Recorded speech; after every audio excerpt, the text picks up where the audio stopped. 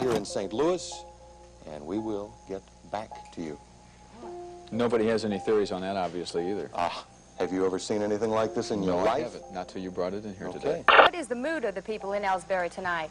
Sherry, there is no doubt the concern here is high, as a nearly full moon has kept total darkness from falling here in Ellsbury. Some farmers will be spending a long night.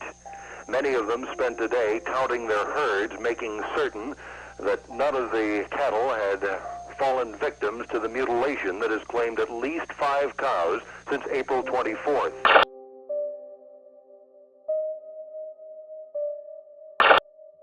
Cattle mutilations, unidentified, flying objects, entities, and poltergeist-like activity barely even begin to scratch the surface of the phenomena found at Skinwalker Ranch. In the ranching heartland of America, a mysterious plot of land has been dubbed the strangest place on Earth. The ranch is a large property located in Utah, close by the small town of Ballard. It's roughly 500 acres in size and borders the Ute Indian Reservation. The Utes will not enter this area as they believe the territory is a hotbed for Skinwalker activity. The Utes take this very seriously. They think the Skinwalkers are powerful spirits that are here because of a curse that was put on them generations ago by the Navajos. At the centre of this whole legend is this ranch.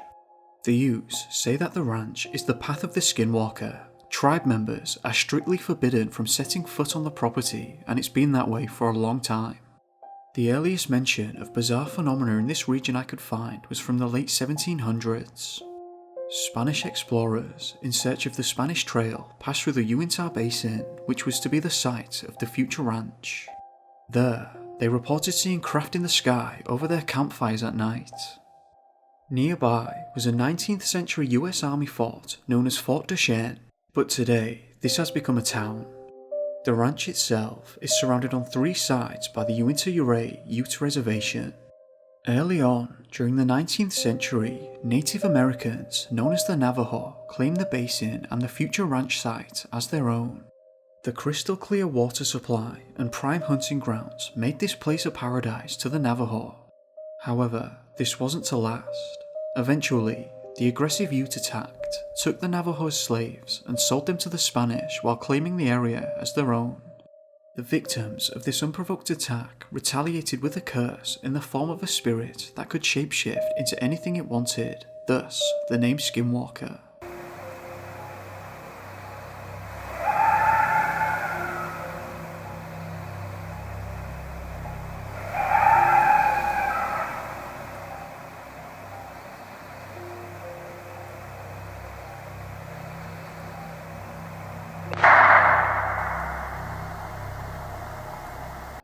Onwards, people deemed the Uinta Basin as unholy ground. Unfortunately, this legend didn't want to remain as just a story. Gwen and Terry Sherman purchased the ranch and moved their family and the livestock to the site. They arrived to what they describe as a very strange sight. They found deadbolts on the doors and windows. This puzzled them. Some of the doors and windows had deadbolts on both the inside and the outside, almost as if the previous owners were trying to keep something out. They also found large chains outside that looked like they may be for the purpose of restraining a heavy animal. Terry had guessed that the previous tenants had positioned large guard dogs in the front and back of the home, but he had no idea why, and again was left feeling confused. The same day the Shermans took possession, as they were unpacking, they spotted what they said was an enormous coyote or wolf in one of their pastures. To make matters even more bizarre, the creature began to approach the Shermans. The family, thinking the animal was tame and must have been owned by a local, began to pet it. It had been raining that day, and the Shermans said that the creature smelled like wet dog. After a few minutes of this, the creature wandered off towards a livestock pen. An unassuming calf, obviously thinking that the creature was friendly, pushed his head between the coral bars. The creature then sank its teeth into the calf's nose and latched on, trying to drag it through the bars. Terry and his son grabbed nearby sticks and began hitting and thrashing the sticks against the creature. That failed, and the creature didn't even flinch. It was not at all fazed by this. Things start to get really bizarre now. Sherman went to retrieve his magnum and shot the creature 3 times, each at increasingly closer range. This again did not faze whatever this thing was, and it kept its jaws hooked into the calf.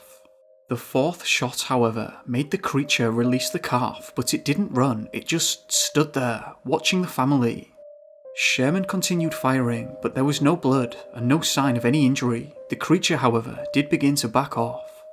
Sherman grabbed his hunting rifle and shot it again at point-blank range. This time, the impact produced a piece of skin and hair from the creature, but it remained calm. After some more shots, it trotted off across a pasture into a wet brushy area. Sherman tracked it for more than a mile, but the trail vanished. The paw prints simply ended, suddenly, as if the creature had vanished into thin air. The family members present that day said that the flesh had a foul smell, like rotting meat. A similar case would happen some weeks later. This time though, Gwen Sherman would be the recipient of the unknown, as either the same creature or another walked up to her car as she was inside. She said that the creature was so big that its back was parallel with the top of her window as it stood beside the car. She also said that the creature was accompanied by a dog-like creature that she could not identify. Now I'm sure you're thinking, just what the hell is happening here? Well, I can tell you that we've barely scratched the surface yet. Over the next 2 years, the Shermans experienced a range of strange creatures that both they and neighbours reported to the police. While driving into the ranch on a very bright afternoon, Terry and his wife saw something attacking one of their horses. Their description of this creature is the following. It was low to the ground, heavily muscled, weighing perhaps 200 pounds with red, curly hair and a bushy tail. It somewhat resembled a muscular hyena and seemed to be clawing at their horse. Terry got within 40 feet of this creature and said that it literally just vanished. Obviously shaken at this point, Terry inspected the horse and found numerous claw marks on its legs. Interestingly, a few months after this incident, the wife of the deputy sheriff reported seeing a similar muscular, reddish beast running across the property. Another visitor to the ranch had a very dark, ominous encounter in the middle homestead. This visitor, along with Terry and his son, said that they saw a large blurry something moving through the trees. The visitor was meditating at the time when this thing showed up. It swiftly moved from behind the trees and through the tree line to the pasture, covering what must have been 100 yards in seconds. Whatever this thing was, it was fast and came up on the man quick. When it reached him, it let out a furious roar, a roar loud enough to be heard hundreds of yards away in all directions. This thing was nearly invisible. The visitor said that he was so scared that he grabbed Terry and wouldn't let go. He left the ranch immediately and never returned. Other creatures and beings were also seen, including exotic, multicolored birds that were not native to the region and could not be identified. There were many, eerie, close encounters with 9-foot-tall, jet-black beings. As if all that wasn't enough, the Shermans claim that their other senses were also challenged by some extremely bizarre events. They would often find themselves overwhelmed by strong, musky odours. The pastures would light up at night like a football stadium. They have been quoted as saying that they have seen shafts of light that seem to emanate from the ground. The Shermans, among others, have claimed to hear what they say sounds like heavy machinery operating beneath the earth. Terry's son, Tom, and his nephew said that they have heard disembodied conversations in some sort of incomprehensible language. These voices spoke in a mocking tone and sounded like they were emanating from 20+ feet above their heads, but they could see nothing. Animals act bizarrely. The dogs accompanying them at the time growled and barked at the voices before taking off in a panic. There were other physical manifestations too that don't seem to have much of an explanation. While checking on his herd in the third homestead, Terry noticed that someone had dug up his pasture. Literally, hundreds of pounds of soil had been scooped out of the ground. The edges of the holes were perfect. They resembled concentric circles. Terry also reported a similar phenomenon to that of crop circles. One formation found in their pasture consisted of 3 circles of flattened grass. Each circle was approximately 8 feet in diameter, and they were arranged in a triangular pattern with each circle about 30 feet from the others. Bear in mind that there is literally only one road in and out of the property. Anyone coming or going would have almost certainly been noticed by the Shermans or their neighbours. The following was documented in quite some detail by Rents.com. I've quoted and paraphrased their documentation of some events. First, let's talk about the animals. Terry wasn't the average farmer. He had college degrees and advanced training in animal husbandry. He was considered to be an expert when it came to artificial insemination and had plans for raising high-end hybrid stock at the ranch. It's important to note that the Shermans kept a very close watch on their stock. With all the strangeness surrounding the ranch, they were very observant and diligent. Despite their increased efforts to watch and guard over their stock, some sort of malevolent entity began exacting a terrible toll. Cows would be found dead in the fields. In many instances, a strange, crisp hole would be cut into one of the eyes. There would be no tracks or blood, and Terry wondered just what in the world could cause such a thing. He noticed that the carcass would typically emit a strong musk odour, a smell he would come to know far too well.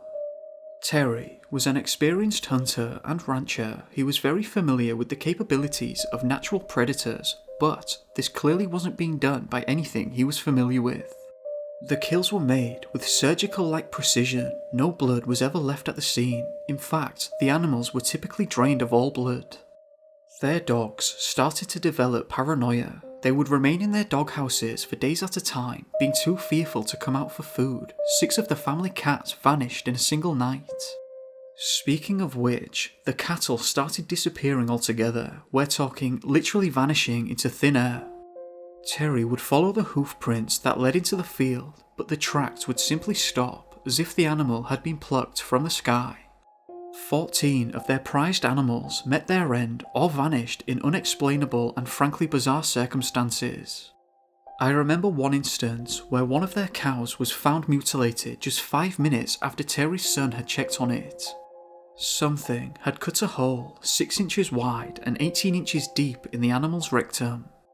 This carved out section extended into the cow's body cavity, yet there was no blood on the cow or on the snow-covered ground. Obviously, losing 14 expensive animals from the herd is extreme and was leading to the family's financial collapse. One April afternoon, Terry and his wife took a drive to the town for supplies. As they left, they commented that they would be in serious trouble if something should happen to one of the bulls. When they returned to the ranch less than an hour later, all 4 of the bulls were missing. The Shermans began searching frantically but couldn't find a trace. Terry decided to peek into a metal trailer that is situated inside the corral. He thought it highly unlikely that they would be inside, as the door into the trailer was secured with thick metal wire. And yet, there they were, all 4 of them, cramped inside the small trailer. Terry said that the bulls seemed to be in a daze-like state, but once he shouted to his wife to let her know he'd found them, they woke up and began thrashing and smashing their way out of the trailer. Microbiologist Dr. Combe Keller went on to say that it is literally impossible anyone could have coaxed those 4 bulls into that trailer, and yet there they were. It's almost as if some unknown force or entity was listening to the family and terrorizing them along with their animals. But that's not all. Let's talk UFOs and other aerial strangeness. During the spring of 1995, the Shermans began seeing what they would later describe as strange things in the skies. While out checking on the cattle, Terry and his nephew spotted a vehicle parked on the property. They assumed it was some sort of recreational vehicle, but as they moved towards it, assuming that perhaps the driver required some assistance, the vehicle moved in total silence away from them. The Shermans moved closer, and as they did so, the object again moved further away. They climbed a fence to get a better look at whatever this thing was, and as they did so, they realised that this was no vehicle they'd ever seen before. Whatever this thing was rose from the ground and made its way above the treetops, again in absolute silence. This was not a helicopter. The witnesses had a clear view and said that the object was shaped like a refrigerator with a single light on its front and a red light on the back. It wasn't long before the entire family was seeing bizarre aerial objects. Gwen recalled that something resembling a stealth fighter but ringed with blinking disco lights silently hovered about 20 feet above her vehicle before zipping off. All members of the family had repeatedly seen a certain strange-looking cloud that would hover just outside the property. The cloud was characterized as having blinking lights and silent mini-explosions inside. These sightings weren't exclusive to the Shermans. Their neighbours and other witnesses saw classic flying saucer objects, flying sombreros, shafts or light similar to fluorescent light bulbs, and a cigar-shaped craft several football fields long. The most common objects by far that the Shermans witnessed were described as floating spheres of varying colours and sizes. 12 separate incidents of seeing large orange circles flying over the trees of the centre homestead were reported. Terry claims that holes occasionally opened up in the orange spheres and other smaller spheres would fly out. In a bizarre turn, blue spheres instead now began to become commonplace on the ranch. These orbs were said to be around the size of a softball, made of some sort of glass with bubbling blue liquids that seemed to rotate on the inside. The Shermans say that they watched one of the blue orbs repeatedly circle the head of one of their horses. The horse was illuminated by an intense blue light and they could hear the sound of static electricity in the air, but this wasn't ball lightning. The orb seemed as if it was being controlled by some sort of intelligence. When Terry approached the horse with a flashlight, the orb darted its way through the tree branches. The Shermans would later relate that the blue spheres seemed to generate severe psychological effects on the family. They would feel waves of fear roll over them, far in excess of what might be considered normal. Now, this incident is what finally pushed the Shermans over the edge and convinced them that they needed to leave for their own safety. One evening in May 1996, Terry was outside with 3 of his dogs when he noticed a blue orb darting around in the field near the ranch house. Terry made the mistake of urging his dogs to go after the ball. The dogs chased and snapped at the orb, but it dodged and was able to stay just beyond their reach. The ball led the dogs away from Terry and into a thick brush that borders the field. Terry said that he could hear the dogs make 3 terrible yelps, followed by a deafening silence. He called for them, but they didn't respond. Feeling it was too dangerous to go out into the brush in total darkness, Terry waited for the morning to go and look for the dogs. What he found were 3 round spots of dried and brittle vegetation. In the middle of each circle was a black, greasy lump. Terry came to the conclusion that his dogs had literally been melted, or rather incinerated by something. The time had come for the Shermans to leave. The Shermans were conflicted. They realised that they would be bankrupt if they didn't move themselves and their livestock to a safer location. But they didn't want to pass the ranch onto another unsuspecting buyer, but they had to sell. The loss of their dogs was the final straw. By this time, the ranch had hosted both researchers and military intelligence officers who were interested in the high number of UFO sightings. One of these individuals had put the Shermans in touch with Robert Bigelow, the millionaire founder of Bigelow Aerospace in Nevada. Bigelow had invested part of his fortune into UFO research. He bought the ranch in September 1996, also acquiring the cattle. Bigelow had recently formed the National Institute for Discovery and Science, abbreviated as NIDS. NIDS had put a focus on cattle mutilations and black triangular UFOs, but the ranch was just too good of an opportunity to pass up. With its reported interdimensional portals, Sasquatch sightings, light anomalies, occasional tropical birds in the trees, disembodied voices, and yes, a resident skinwalker. NIDS put a lid on reports of paranormal activity, but a December 2017 New York Times story reported that NIDS was funded up to $22 million by the Department of Defense at the request of Senator Harry Reid. Here are a few incidents that occurred while the ranch was under NIDS control. The team had a professional rancher come in to assist in looking after the cattle whilst they conducted their research. These incidents are told by the rancher and documented on skinwalkerranch.org, and I quote, "I know it's going to sound hard to believe, but whatever is behind this stuff does not want to leave evidence behind. The NIDS team set up 2 groups of video cameras on telephone poles. They had a camera that was angled so that he could see part of the field as well as the other cameras.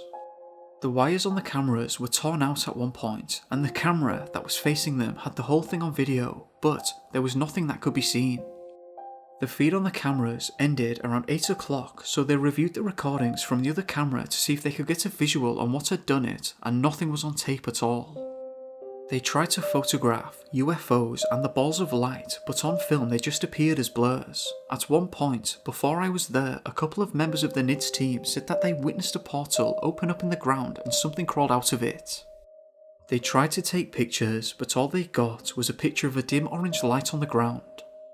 Here's another. Nothing too weird happened until one night in mid-September 2005. In the trailer, it was just me and one of the NIDS guys. We were just sitting around playing cards. Suddenly, at the exact same moment, the air felt electrical. It's the only way I can explain it, and the dogs outside started going nuts again, but this time they sounded scared, with yelping and whining. I got up from my seat to look out of the window, but I didn't see anything. I looked over at my partner and he kind of looked dazed. I started to hear a sort of faint buzzing sound and then it repeated itself. My partner kind of nodded and said we need to go outside. So I followed him out of the trailer and he looked up into the sky. I also looked up and at first I didn't see anything. After scanning for a few seconds, I did notice a spot in the sky that was somehow darker than the rest of the sky. I couldn't make out an exact shape, but I could tell something was there. He was looking straight up at what I thought was some sort of object in the sky. He told me he could hear it, but I didn't hear anything at all. At this point, I'll never forget his face. It was almost a look of awe, but also kind of trance-like. After about 2 minutes, there was a quick bright flash of light in the sky. The electrical feeling in the air was gone, and the dark object was also gone. He turned to me and told me they had spoken to him. This is going to be so hard for most of you to believe, and I wouldn't have believed it had I not been there. He told me, and I am paraphrasing because I don't remember it word for word, but he said that they knew what we were doing there and that they were doing the same thing, only our roles were reversed. He said that they told him that they have the advantage and we cannot stop them from doing whatever they want to do. They also told him something that they were going back to work. I wish I could remember the way he worded it though, it was really chilling. Had I not been present for that, I highly doubt that I would have believed a word of it, but the look on his face and the way he related to me what had been said to him made me a true believer. I am not ashamed to admit that I was terrified after that, and when that week was over, I decided that I was going to leave the ranch and not go back. Bigelow eventually shut NIDS down when it failed to provide an explanation for the strange happenings at the ranch. Cameras failed and video camera setups were mysteriously vandalized. The ranch is now visited by so many sightseers that the entities and creatures have become scarce. Eventually, Bigelow sold the ranch to Adamantium Holdings, which is a shell corporation of unknown origin. It's unknown at this time whether or not the new owners have experienced any activity. So, where does that leave us? What are the theories? It's difficult to say as there's speculation involved here. The first theory many seem to suggest is that extraterrestrials are the main culprit. However, some have pointed out the fact that it doesn't seem logical that beings would travel the cosmos to mess with people and kill their animals. People can generally understand and get their heads around the idea that the abductions and perhaps the cattle mutilations are for study purposes, but the trickster elements don't seem to fit the bill for extraterrestrials. Another theory that seems to be more accepted within the community is that of interdimensional beings. The idea that alternative parallel universes coexist with our own and that they at times overlap, allowing beings and other phenomena from the other side to bleed into our own reality. Robbie Graham from MysteriousUniverse.org posed a question about this to Jerry Corbell, the director of the documentary Hunt for the Skinwalker. Here's the transcript. Robbie asks, the ranch has allegedly played host to everything from Bigfoot and giant wolves to UFOs and poltergeists. What do you feel is the best theory to account for the numerous and seemingly disparate anomalous phenomena reported at the ranch? Could this locale hold the key to a unified theory of the paranormal? Jeremy replies, one of the theories explored by George Knapp and Dr. Colm Keller in their book Hunt for the Skinwalker is that the area surrounding Skinwalker Ranch is some sort of portal for interdimensional activity. a place where the world is thin, a hotspot. This is exemplified by the large creatures and vehicles observed traversing out of what appears to be orange glowing geometric holes around the ranch. The observations made by scientists like Dr. Colm Keller and Dr. Eric Davis were similar to technical descriptions of the optical nature of wormholes as detailed in a review paper by John Kramer, Matt Visser and Bob Forward. However, both authors of The Hunt for the Skinwalker make it clear that nobody really knows what we are dealing with at the ranch. There is no simple definition or explanation for the occurrences there. Any sole theory you try to apply to the ranch and the surrounding area simply falls short. It's a disturbing mystery, disturbing because it reveals how little we really know about physics and nature of the world we live in. Faced with the events at Skinwalker Ranch, consensus seems to fall short. So, could this locale hold the key to a unified theory of the paranormal? Beats me, it's entirely possible that the explanation for the broad range of unusual and occasional hostile activity as experienced at Skinwalker Ranch is beyond the ability of humans to comprehend or prove beyond a reasonable doubt at this time. However, the pursuit of truth is still a worthwhile endeavour and could eventually help us to understand our place and role in the cosmos. Thank you for watching. I hope that you enjoyed this video. If you did, remember to like and subscribe if you haven't already. It helps me a lot. I hope that you have a great day or evening depending on where you are. Be safe guys, and I'll catch you soon. Peace.